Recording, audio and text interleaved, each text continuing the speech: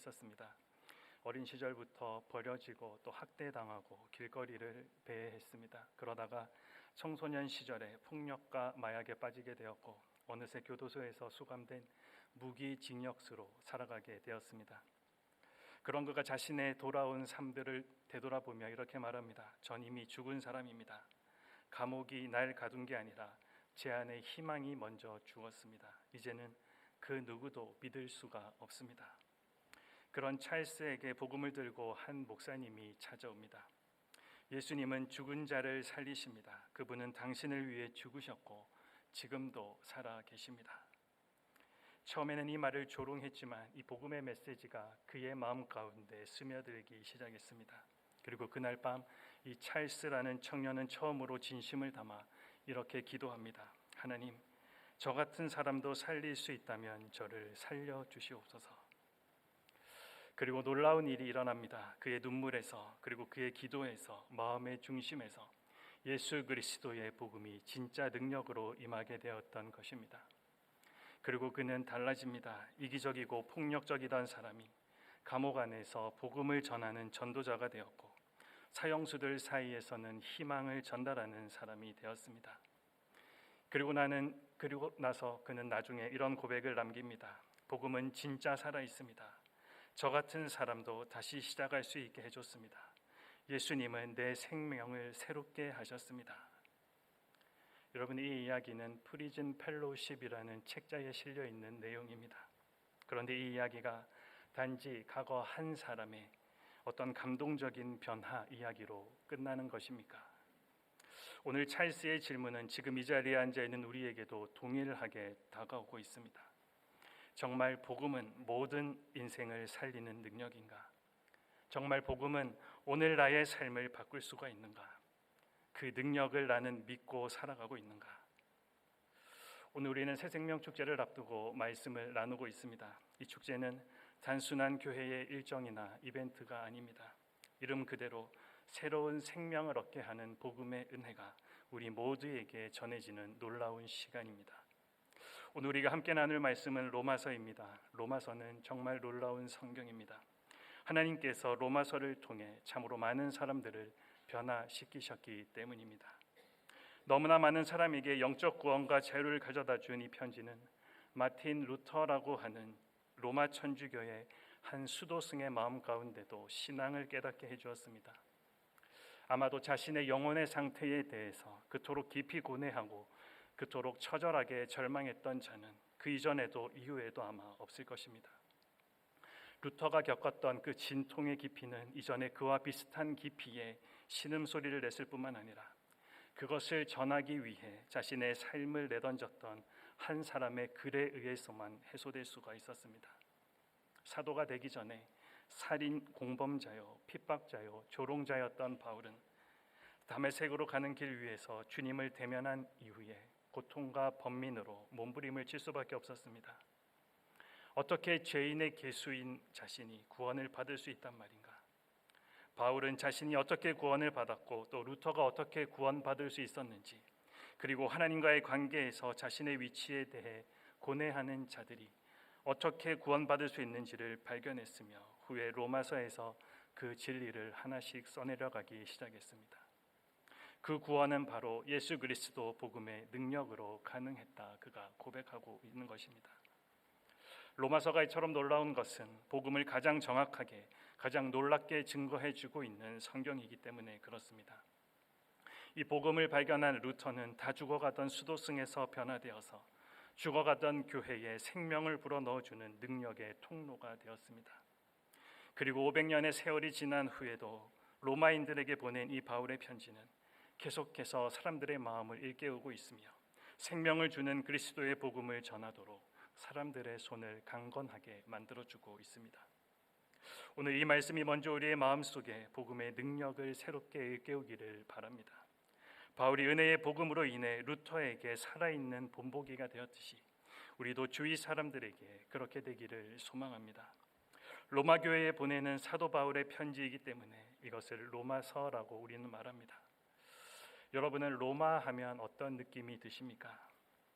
우리로서는 당시 로마로부터 멀리 떨어져 살던 1세기의 사람들이 이 로마라는 말을 입에만 올리기만 해도 마음속으로 느꼈을 그 설레이는 감동을 우리는 헤아리기가 어렵습니다. 주교였던 스티븐 밀의 글에 따르면 로마는 그들에게 평화를 주었던 영원한 도시였습니다. 그곳은 법과 문명의 중심지요 예술가들의 성지였으며 동시에 온갖 종류의 우상 숭배의 근거지였다라고 기록하고 있습니다.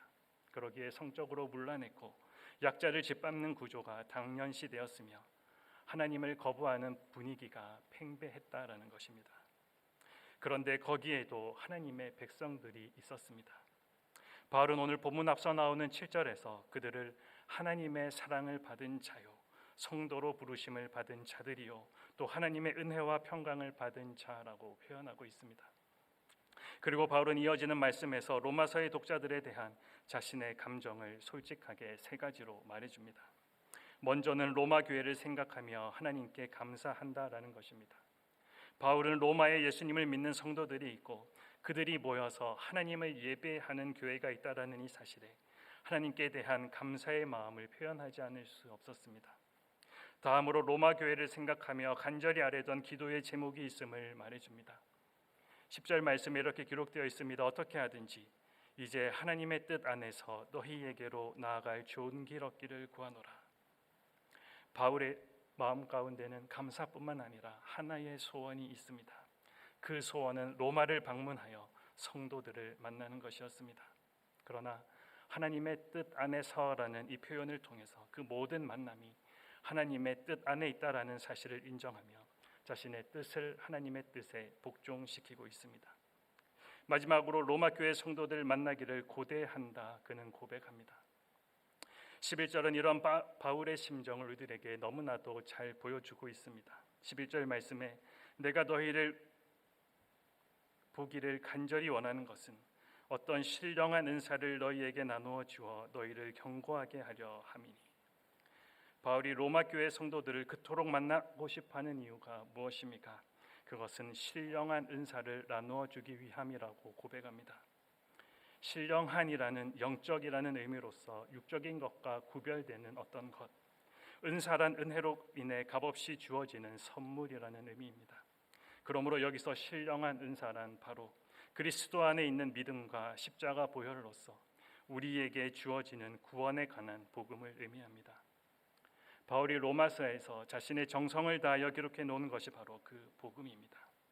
바울은 이 복음 전해주기를 그토록 바랬다. 15절 말씀에 기록되어 있습니다. 당시 로마는 제국적인 자부심과 권세의 상징이었습니다. 아까도 말씀드렸지만 사람들은 경외심을 가지고 그 도시에 대해 말했고 일생에 한 번은 로마를 방문하기를 원했습니다. 그런데 여행객이 아니라 복음 전도자로 그 수도에 방문하기를 원하며 로마인들이 들어야 하는 어떤 말을 해주겠다라고 생각하고 있는 이 바울, 여러분들 그의 모습이 어떻게 보면 너무나도 어리석고 또 주제넘어 보이지 않습니까? 그가 막강한 로마의 제국 앞에 그 힘에 대항해서 도대체 무엇을 할 수 있다라는 것입니까? 그러나 바울은 그렇게 생각하지 않았습니다. 오히려 다음 세 가지 표현을 통해서 복음에 대한 자신의 열심을 더 강력하게 우리들에게 보여주고 있습니다. 14절에 내가 빚진 자다. 15절에 나는 할 수 있는 대로 원하노라. 16절에 내가 부끄러워하지 아니하노니. 이런 표현들이 우리들에게 인상 깊게 여겨지는 이유는 요즘 시대 많은 그리스도인들이 지니고 있는 태도와 너무나 대조되기 때문입니다. 오늘날의 그리스도인들은 마지못해 복음을 전하는 분위기입니다. 그러나 바울은 너무나도 열정적으로 또 열심을 내어서 그 일을 감당하려 하고 있습니다. 바울이 그토록 로마에 가기를 원했던 것, 로마뿐만이 아니라 세 차례에 걸친 전도 여행을 통해서 여러 지방 모든 곳에서 복음을 말하기를 원했던 그의 열심의 원동력은 바로 이 말씀 때문이었습니다. 바울은 아주 단호하게 이렇게 외칩니다. 그리고 오늘 16절 말씀을 다시 한번 읽어보도록 하겠습니다. 내가 복음을 부끄러워하지 아니하노니 이 복음은 모든 믿는 자에게 구원을 주시는 하나님의 능력이 됨이라. 오늘날의 그리스도인들은 복음을 부끄러워한다라는 이 사실을 인정해야 할 때가 참 많이 있습니다. 사람들이 왜 복음을 부끄러워하게 되는 것일까요? 그 이유에 대해서 돌아간 목사이신 팀 켈러 목사님은 자신의 책 당신을 위한 로마서에서 4가지로 정리해 놓았습니다. 첫째, 복음은 은혜로 주어지는 것. 세상의 사람들이 볼 때에는 그것이 공짜이기에 사람의 자존심을 상하게 만든다라는 것입니다. 복음은 우리가 아무 공로 없지만 오직 예수님의 은혜로만 구원을 받는다라고 말하기에 복음은 우리의 자랑이나 성취를 무의미하게 만들고 고상한 사람들의 자존심을 무너뜨려서 모욕적으로 느끼게 한다 이야기합니다. 두 번째, 복음은 예수님이 우리를 위해 죽으셨다라고 말하기 때문에 이 말을 듣는 사람들에게 모멸감을 줄 수 있다 말합니다. 복음은 우리를 너무 사랑하셔서 예수님이 죽으셨다라는 너무나도 좋은 소식이지만 동시에 우리의 상태가 그렇게 절망적이다라는 것을 스스로 폭로하게 됩니다. 인간의 자존감이나 도덕적 자부심을 세우는 것이 아니라 그것을 완전히 해체시켜 버리기에 자랑스럽게 여기지 못한다라는 것입니다. 세 번째, 복음은 예수 그리스도를 믿는 자만이 구원받는다라고 말하기에 다원주의 문화에서 매우 불편하고 배타적으로 들릴 수 있다라는 것입니다. 이것은 스스로 구원의 노력이 아무런 의미가 없다라고 말하는 것이 되기 때문에 듣는 사람들이 거북하게 생각하고 또 부끄러움을 주는 메시지가 될 수 있다라는 것입니다. 마지막 네 번째, 복음은 구원이 예수님의 고난과 섬김을 통해 성취된다 말하기에 세상에서 쉽게 환영받지 못한다 이야기합니다. 고난 없는 성공의 삶을 살아가고 싶은데 복음은 고난의 삶을 요구하고 희생을 요구하고 있기 때문입니다. 이처럼 복음은 인간의 기대와 정반대이기에 때로 거부되고 무시되며 심지어 조롱받고 있습니다. 그렇습니다. 복음은 고상하고 자신이 의롭다라고 생각하는 사람들에게 너무나도 부끄러운 것이 됩니다. 자존심을 무너뜨리고 불편함을 주며 환영받지 못하는 메시지다라는 것입니다. 그런데 여러분, 누구보다 고상했고 누구보다 의로운 사람이었으며 누구보다 탁월한 지성을 가졌던 바로 바울, 그런 그가 복음을 부끄러워하지 않고 일평생 이 복음을 자랑한 이유가 무엇입니까? 복음 때문에 세상의 부귀영화를 그가 얻게 된 이유 때문입니까?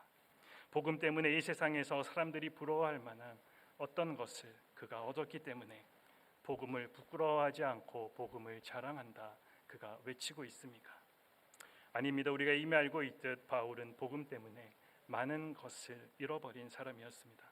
그럼에도 그런 그가 복음을 부끄러워하지 않고 어떻게 자랑하며 살아갈 수가 있었습니까? 그것은 그가 이 복음의 능력을 알았기 때문입니다. 오늘날 우리가 이 복음을 부끄러워한다라는 것은 복음을 받았지만 복음의 능력을 알지 못한 채 살아가고 있기 때문이다라는 것을 오늘 본문이 우리들에게 꼬집어 말해주고 있습니다. 그렇다면 도대체 복음은 어떤 능력이 있는 것입니까?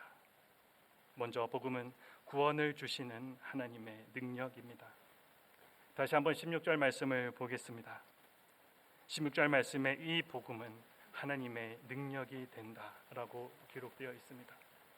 바울이 복음을 부끄러워하지 않는 이유, 즉 복음을 자랑하는 이유는 단 한 가지입니다.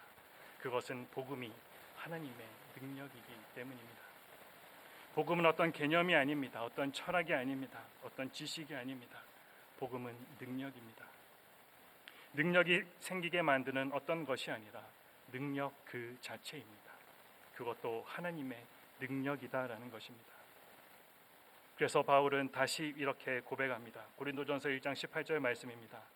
십자가의 도가, 다시 말하면 복음이 멸망하는 자들에게는 미련한 것이요 구원을 받는 우리에게는 하나님의 능력이 된다. 우리는 하나님의 능력이라는 말을 오해할 때가 참 많이 있습니다. 하나님의 능력을 자신의 어떤 소원 성취의 능력으로 이해할 때가 있습니다. 그렇게 생각하며 교회를 다니다가 실망하는 이들이 적지 않습니다. 자신의 소원이 이루어지지 않으면 이 복음을 부끄러워하는 것입니다. 그러나 복음은 소원 성취의 능력이 아닙니다. 어떤 능력이 그곳에 있습니까? 16절 말씀을 다시 보시면 이 복음은 구원을 주시는 하나님의 능력이라고 기록되어 있습니다. 이 복음이라는 단어는 우리가 잘 알고 있듯이 헬라어로 유앙겔리온이라는 의미입니다. 그 의미는 기쁜 소식입니다. 그렇다면 도대체 어떤 기쁜 소식을 이야기하는 것입니까? 로마서 1장 2절에서 4절까지 이 복음에 대해서 설명하고 있습니다. 2절에 이 복음은이라고 시작하고 4절에 곧 우리 주 예수 그리스도시다라고 바울이 담대하게 선언합니다. 복음은 한 분 예수 그리스도에 관한 소식입니다. 복음은 우리의 영혼을 구원하는 하나님의 능력이 되는 것입니다. 그래서 로마서 8장 2절에 이는 그리스도 예수 안에 있는 생명의 성령의 법이 죄와 사망의 법에서 너를 해방하였음이라. 너를 해방하였음이라. 즉 구원했다라는 말입니다. 여러분의 이 말씀을 들을 때 어떤 감동이 있으십니까? 우리는 하나님께서 어떤 소원의 성취를 이루어 주시면 굉장히 놀라고 야단법석입니다. 하지만 죄와 사망으로부터 우리를 구원하셨다라는 이 말에는 별 감동이 없습니다. 그것은 우리가 이 죄의 문제를 너무 심각하게 생각하고 있지 않기 때문 아니겠습니까? 인간의 가장 근본적인 문제는 바로 죄로 인한 사망의 문제입니다. 죄로 인해서 모든 인간이 죽게 되었다라는 이 사실이 인간들을 얼마나 절망하게 만드는지 우리는 모릅니다. 그것이 인간을 영원한 고통 가운데 머물러 있게 하기 때문에 이 세상 사람들은 그것 때문에 너무나도 고통스러워합니다.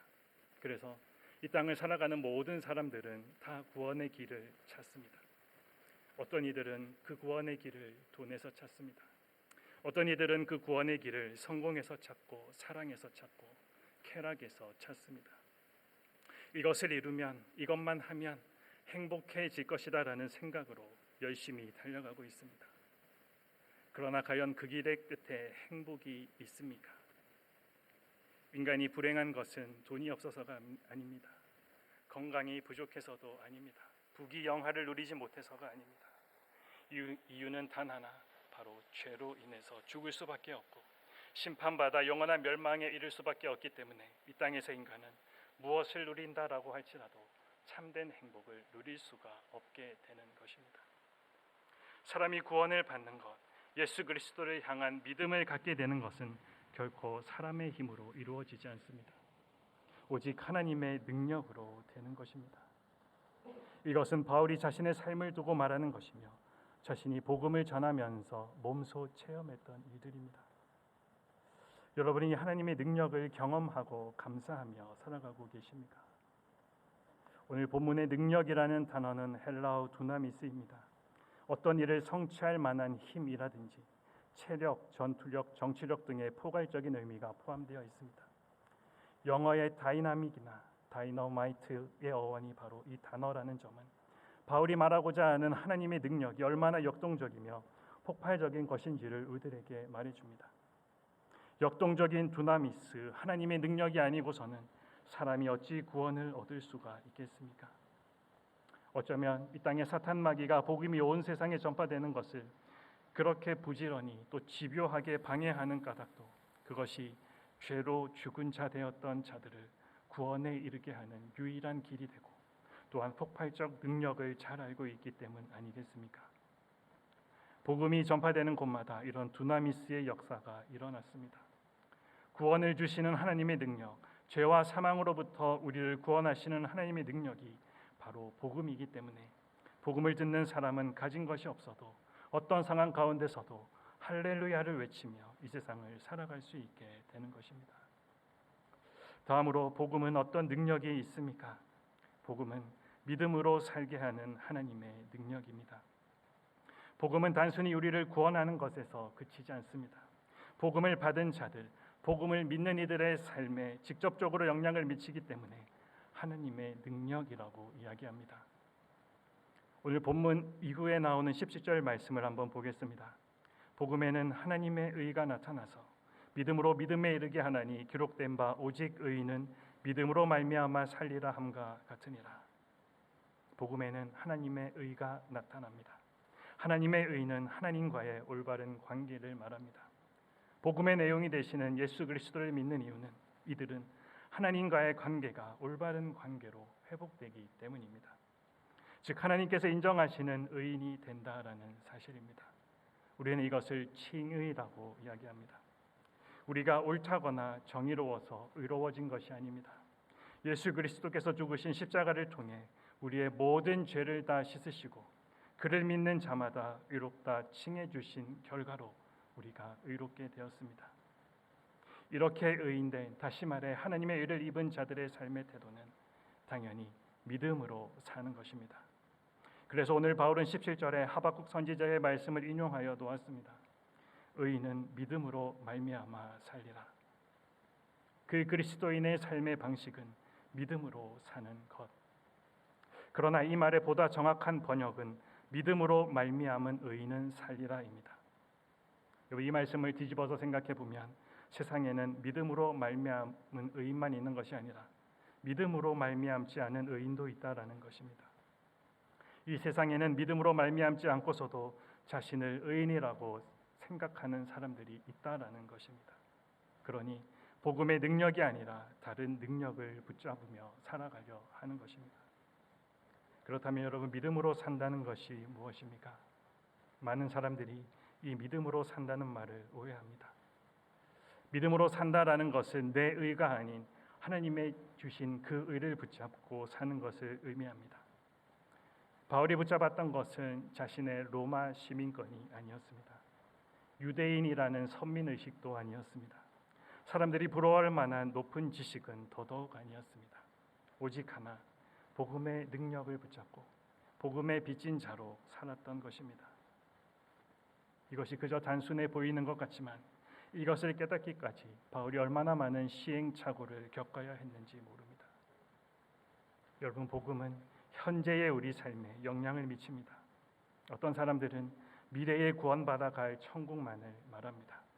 이것은 현재의 내 삶에 전혀 복음이 영향을 미치지 못하고 있는 것입니다. 하지만 그렇지 않습니다. 복음은 지금 여기서 나의 삶에 직접 영향을 미치는 능력입니다. 예수 그리스도에게는 이름이 두 개 있습니다. 하나는 예수이고 하나는 임마누엘입니다. 마태복음 1장 21절과 1장 23절에 이렇게 기록되어 있습니다. 아들을 낳으리니 이름을 예수라 하라. 그 이름의 의미가 무엇입니까? 죄에서 구원할 자이다. 그리고 23절에 그 이름을 임마누엘이라 하라. 그 이름의 의미가 무엇입니까? 하나님이 우리와 함께 계시다. 우리가 예수님을 믿고 복음을 안다라는 것은 그 예수님께서 우리의 죄를 사하신 분일 뿐만 아니라 우리와 함께 계시는 분이라는 것을 알아야 정말로 그 복음을 정확하게 알고 있다라는 것입니다. 예수님은 나의 삶과 동떨어져 계신 분이 아닙니다. 지금 나와 여기서 함께 하시는 분입니다. 그분을 믿고 의지하는 자들에게 직접적으로 영향을 미치시기를 원하시는 분이십니다.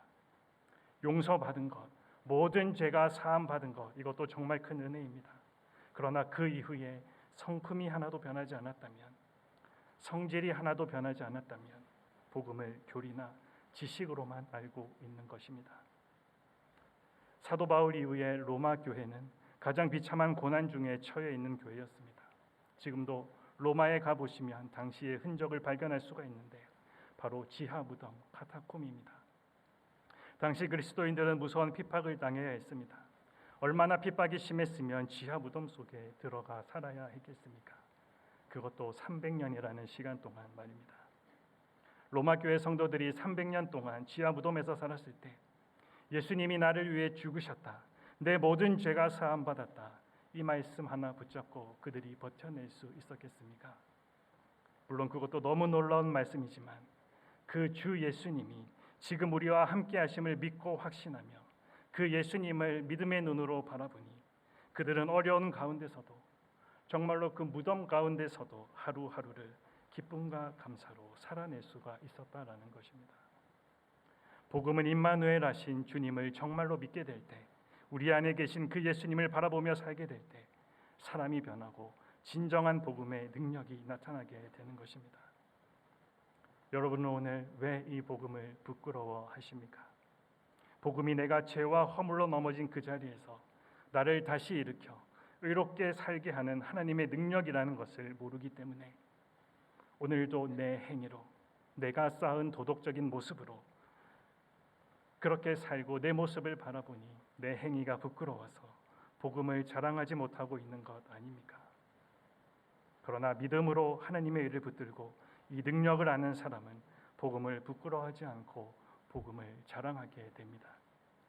우리는 바울을 결코 패배를 모르는 자로 생각할 때가 참으로 많이 있습니다. 바울을 우리와 다른 비범한 사람으로 생각한다라는 것입니다. 그러나 그도 우리와 똑같은 인간이었습니다.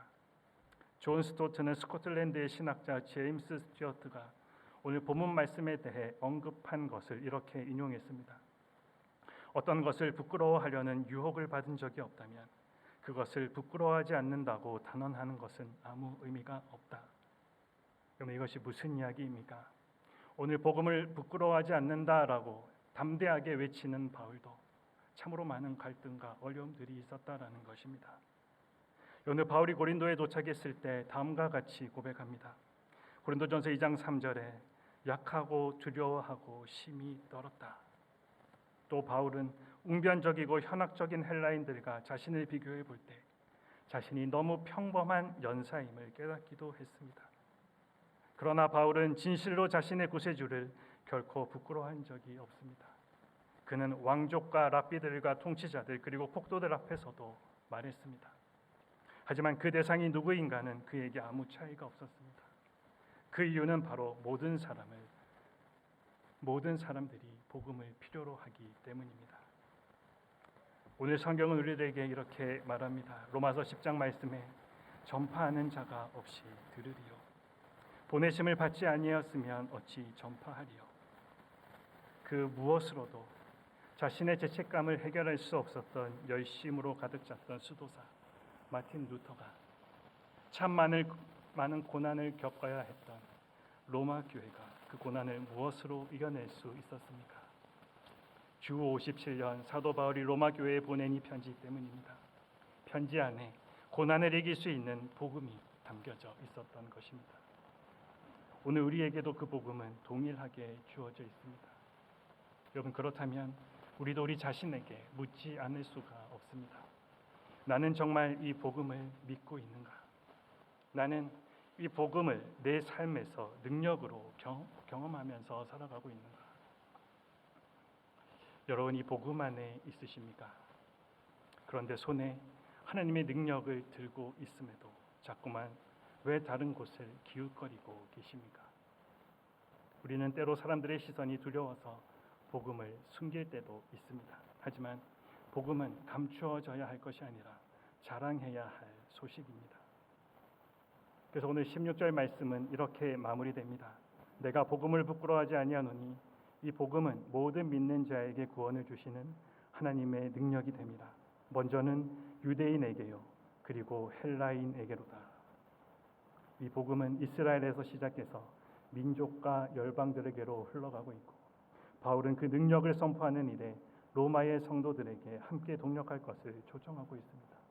그리고 오늘날 이 로마서를 읽고 있는 우리 모두에게도 로마와 같은 거대한 이 세상을 변화시키기에 무력하다 생각하지 말고 복음이 삶을 변화시키는 하나님의 능력이 된다라는 이것을 선포하는 일에 함께 할 것을 초청하고 있습니다.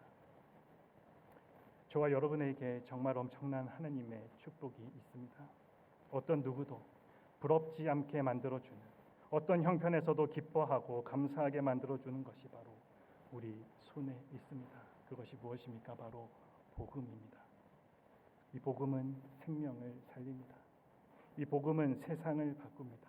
이 복음을 전할 때 하나님의 능력이 함께합니다. 복음의 감격에 사로잡힌 이들에 의해서 복음이 전해졌습니다. 복음은 자신만을 위한 것이 아닙니다. 그래서 복음의 감격을 경험한 이들은 이것을 다른 이들에게 전할 수밖에 없었습니다. 이 시간 조용히 마음에 떠오르는 이름이 있는지 여러분 한번 돌아보십시오. 그리고 하나님께 이렇게 한번 질문해 보십시오. 주님, 제가 복음을 전해야 할 한 사람이 누구입니까? 오늘 우리를 그것을 위한 복음의 통로로 불러주셨습니다. 이번 새생명 축제를 준비하며 먼저 우리 안에 이 복음의 능력이 다시 살아나기를 기대합니다. 다시 복음이 가진 이 능력을 믿고 이 시대 가운데, 이 세대 가운데 부끄러워하지 않고 담대히 나아갈 때 여러분이 전하는 그 복음으로 인해서 누군가의 삶이